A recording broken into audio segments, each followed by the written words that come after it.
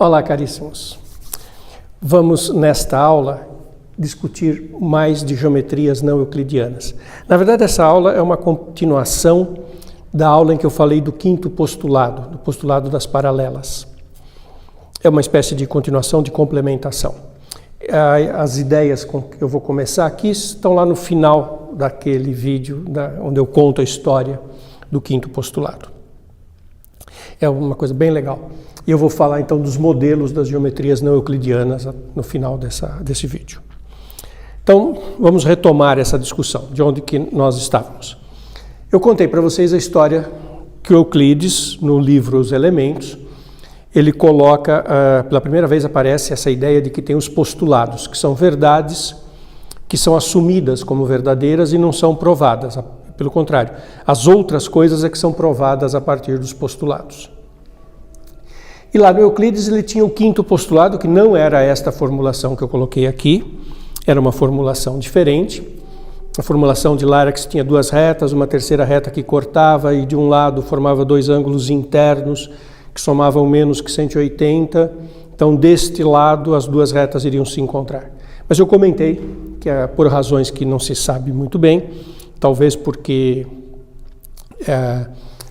esta formulação aqui fala em paralelas, e paralelas é uma coisa negativa, né? Uma coisa que não se encontram. Talvez Euclides não tenha querido esta formulação, não se sabe direito. Mas, hoje, o quinto postulado é isso. Por um ponto fora de uma reta, passa uma única reta paralela à reta dada. É uma coisa bastante básica nos nossos estudos de geometria. Dada uma reta e um ponto fora, passa, o quinto postulado tem duas afirmações. Diz que passa uma paralela, portanto existe uma reta que não vai encontrar a primeira, uma paralela, e que ela é única. Então são duas coisas que estão afirmadas aqui, que existe paralela e que é única. E eu comentei naquele outro vídeo que os matemáticos começaram a tentar provar esse postulado. Achavam que ele não era exatamente um postulado, que ele na verdade era um teorema que poderia ser provado a partir dos outros. Os outros eram os outros postulados, aquilo que Euclides chamou de noções comuns, que eram regras de lógica e raciocínio, das definições, que era tudo que era o resto do arcabouço lógico da obra do Euclides. Bom, para tentar provar o quinto postulado foram sendo feitos esforços. Muitas das provas que se tentava fazer era por absurdo. Como é que se faz prova por absurdo? Você nega aquilo que você quer provar, tenta tirar um absurdo. Se você conseguir deduzir um absurdo daquilo que você quer provar, então aquilo que você... Desculpe, eu falei tudo errado. Você quer provar uma coisa, então você nega. Se você tirar um absurdo da negativa, então significa que a negativa é ruim, porque a negativa levou a um absurdo. Então vale a afirmativa. Eu quero provar A, eu nego, tiro um absurdo, concluo que a negativa não está boa, então vale a afirmativa. É o que a gente chama em lógica de princípio do terceiro excluído. Só tem duas possibilidades, né? Ou há ou não há. E se eu provo que não há, a negativa é absurda, sobra o há. Bom, só que tem duas maneiras de negar o quinto postulado. A negação 1 é dizer que, ao invés de falar que passa uma única, falar que passa pelo menos duas. E a negativa 2 é dizer que não passa nenhuma. A negativa 1, na verdade, evolui rapidamente para infinitas. Porque a negativa 1 é assim, tem uma reta, por um ponto passou uma paralela, imagine que passe uma segunda paralela, então imagine que são duas, pelo menos duas paralelas. Então imagine que você tem uma reta, um ponto fora e que passassem duas paralelas. Se você considerar todas as infinitas retas que estão entre essas duas, o feixe de retas entre elas, todas vão ser paralelas também. Então essa negação aqui de duas vira infinitas. É muito fácil fazer isso. Então os matemáticos começaram a fazer o quê? Isso foi perspassando os séculos, foi chegando em Idade Média e foi avançando. Negavam e tentavam chegar em absurdos. E o que aconteceu foi que eles foram obtendo uma lista de resultados. Eu vou fazer um resumo aqui. Olha que tabelinha bonitinha.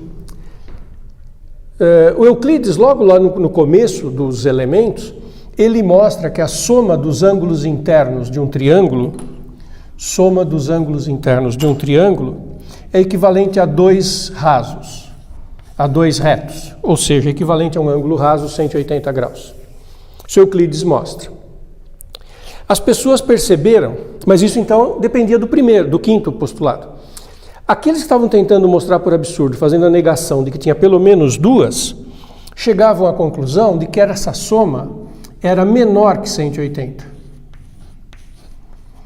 Mas isso não era um absurdo, porque com o quinto axioma dava 180. Se tirasse o quinto, eu não sabia quanto que dava. E aí eu chegava à conclusão que pela negação dava menos que 180. E com a negação 2 de que não existe paralelas, a gente chegava à conclusão que era mais do que 180.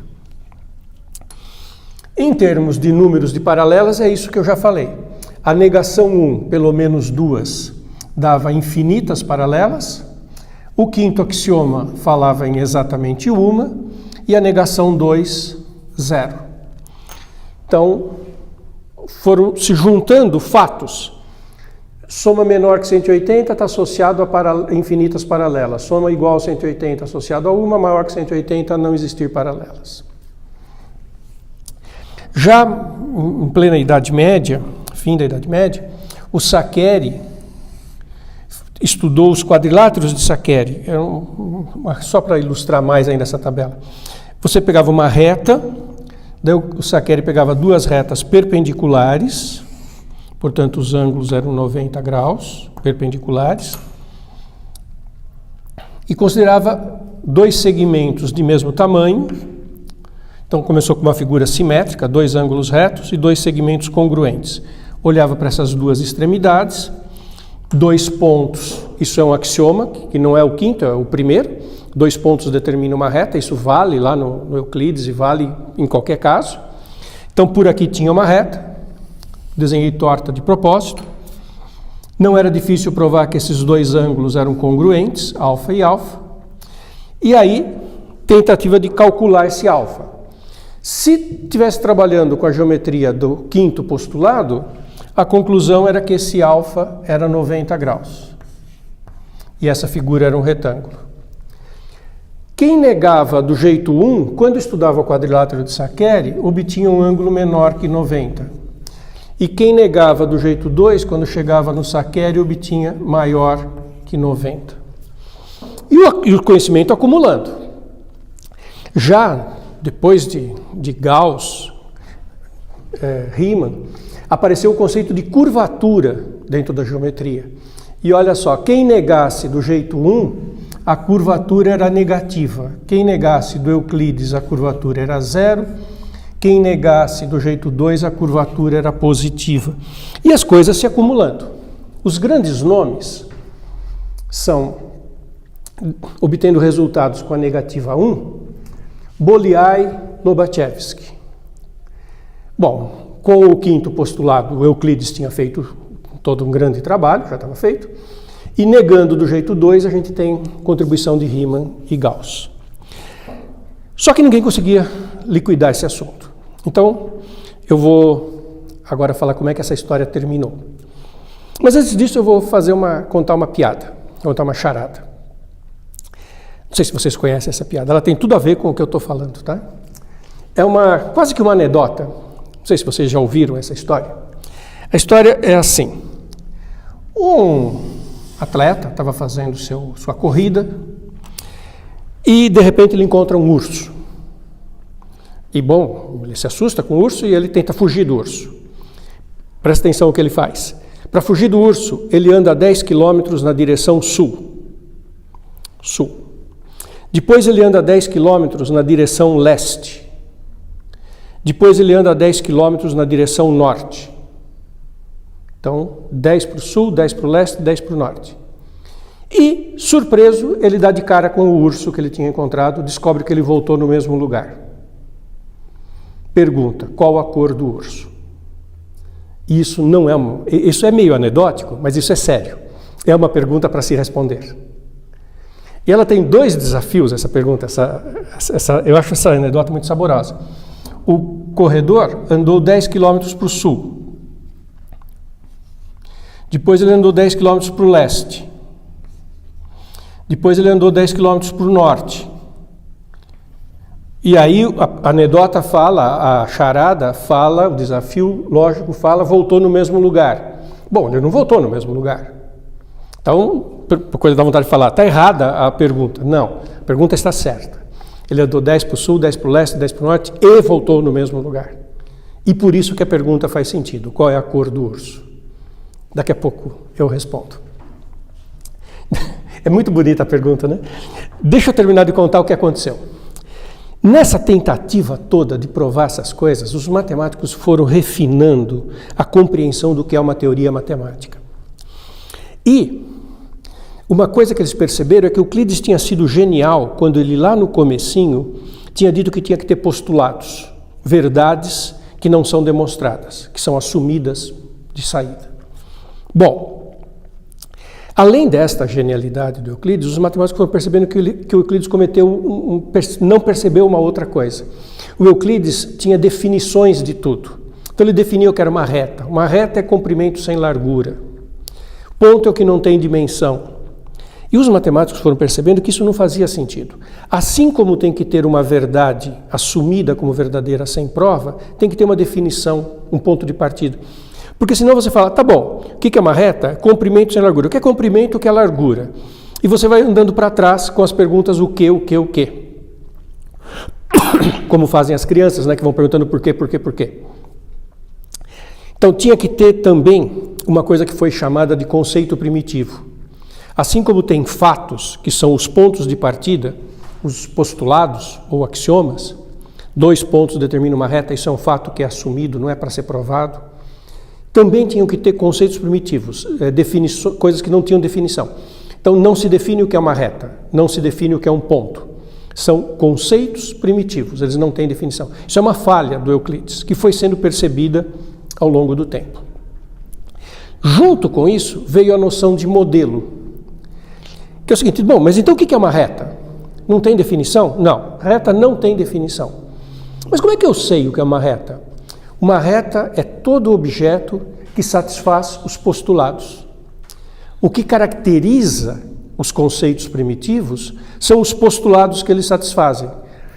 Ah, mas então não tem definição reta? Não tem.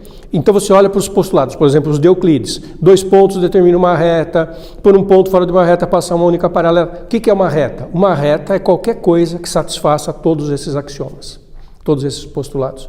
A reta não tem definição. Isso levou ao conceito de modelo. Então, um modelo é um ambiente onde você interpreta as retas. Você interpreta o que é ponto. E ao interpretar, você só tem uma obrigação. Vou dizer, olha, daqui para frente eu vou pensar que reta é isso aqui. E a única coisa que eu tenho que fazer é provar que elas satisfazem os postulados. Então, quando a gente vai trabalhar no plano, você pode usar como reta, mas aí é um modelo, não é uma definição de reta. O que é uma reta? É uma coisa que eu vou pegar como reta o que satisfaz uma equação daquele tipo y igual a x mais b, como a gente faz em geometria analítica. Ah tá, isso é reta para você? Tudo bem, prova que satisfaz os axiomas. Satisfaz os axiomas, os postulados? Então tá, então continua pensando que isso é uma reta. Qualquer coisa que satisfaça os postulados satisfaz aquilo que a gente chama de conceito primitivo. Isso é bem abstrato. E quando tudo isso ficou maduro, os matemáticos perceberam o seguinte, que havia modelos em que interpretaríamos retas de diferentes formas e onde valeria o postulado de Euclides, onde valeria, num outro modelo, a negação 1 e onde valeria, num outro modelo, a negação 2. E isso serviu para concluir que, de fato, o quinto postulado não era um teorema. Ele não podia ser demonstrado a partir dos outros, porque existiam instâncias em que todos os outros valiam menos o quinto, valia a negação do quinto. Então agora eu vou dar os modelos para vocês. O primeiro modelo, que eu falei rapidamente no outro vídeo, é o da negação 2, é o da esfera. O modelo do Euclides é o plano tradicional. Esse é o modelo do Euclides. O modelo do Gauss e do Riemann é uma esfera. E que vão ser retas? Retas, nessa esfera, vão ser grandes círculos. Então, na superfície da Terra, as retas vão ser meridianos ou grandes círculos, que também os engenheiros, os agrimensores chamam de geodésicas. Quando a gente anda na superfície da Terra, a gente não anda em linha reta de verdade.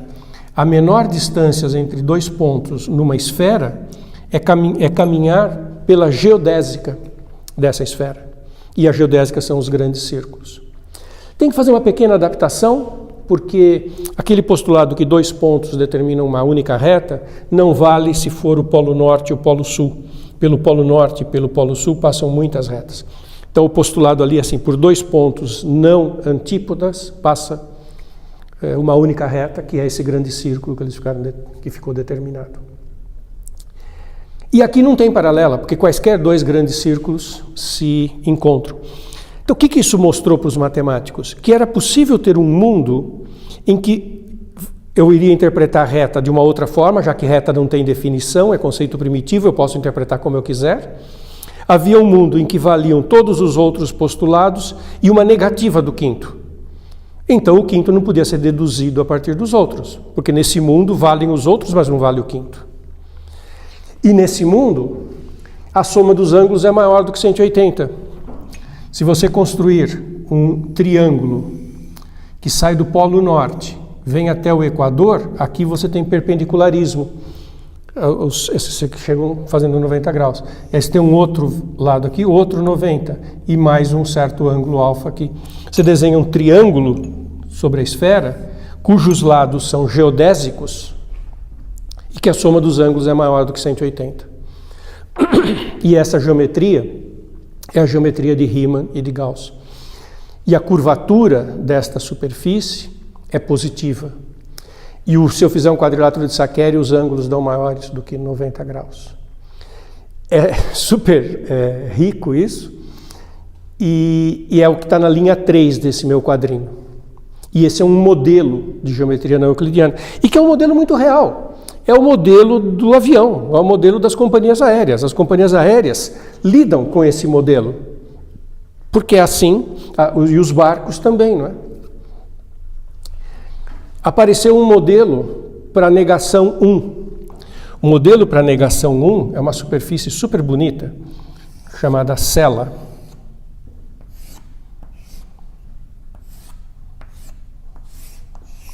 Ela lembra uma cela dessas que se colocam sobre animais, sobre cavalos.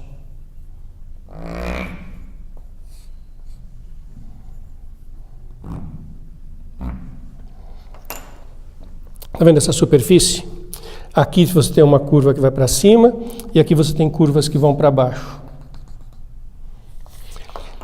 Tem uma noção de geodésica sobre esse modelo. Esse é um modelo para a geometria de Lobachevsky, para a geometria de Bolyai, que é chamada geometria hiperbólica. Então, essa geometria aqui ficou conhecida como geometria hiperbólica.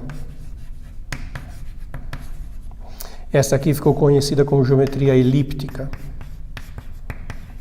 E essa aqui como geometria euclidiana. As geodésicas aqui são umas curvas que vão ter uma cara mais ou menos como eu estou tentando desenhar aqui, e a soma dos ângulos internos de um triângulo serão menos do que 180 graus. E todas as outras propriedades do Euclides valem, exceto o quinto, porque tem infinitas paralelas, porque você consegue muitas retas que passam por um ponto e que não vão se encontrar nessa superfície. Então, isso é um modelo da geometria hiperbólica que é não euclidiana. Isso é um modelo da geometria riemanniana, que também não é euclidiana. E o quinto axioma é independente. Para fazer geometria normal, a gente tem que separar esse axioma dos demais. E para terminar, vou então explicar aquela anedota, aquela charada. Sabe por que é possível falar que o corredor andou 10 km para o sul, 10 para o leste e 10 para o norte? Porque ele estava na superfície da Terra. Na superfície da Terra, imagine que você está no Polo Norte Você anda 10 km para o sul, 10 para o leste e 10 para o norte, em linha reta. Mas uma linha reta, que é uma linha reta possível, que é a linha reta da geodésica da Terra. Então, 10 para o sul, 10 para o leste e 10 para o norte, você volta no Polo Norte, se você saiu do Polo Norte. E isso responde à pergunta do urso, porque para fazer sentido a charada, 10 para o sul, 10 para o leste e 10 para o norte, e voltar no mesmo ponto, é porque o caminhante estava perto do Polo Norte. Se ele estava perto do Polo Norte, o urso é branco, porque os ursos polares são brancos.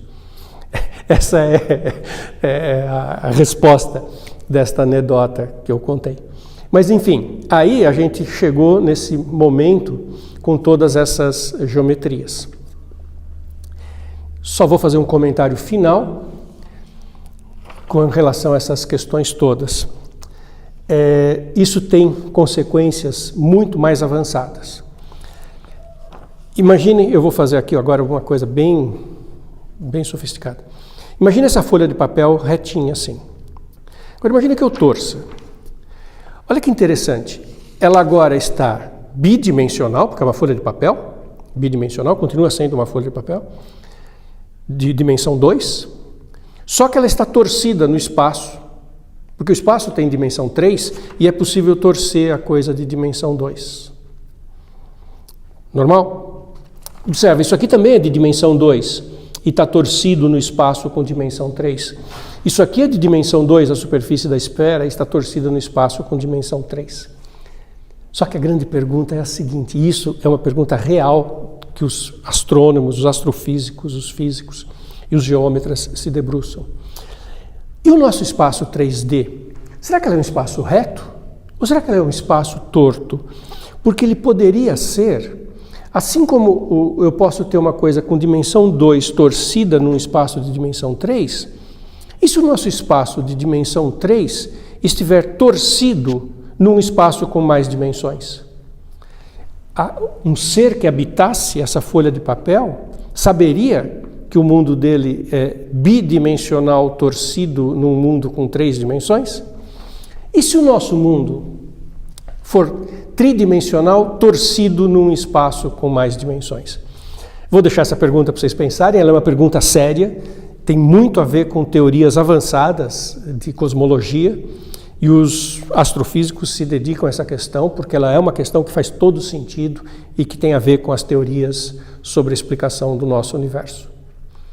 Bom, vou ficar com esse vídeo por aqui, eu acho muito bonita essa história, muito legal todas essas reflexões que estão envolvidas aqui.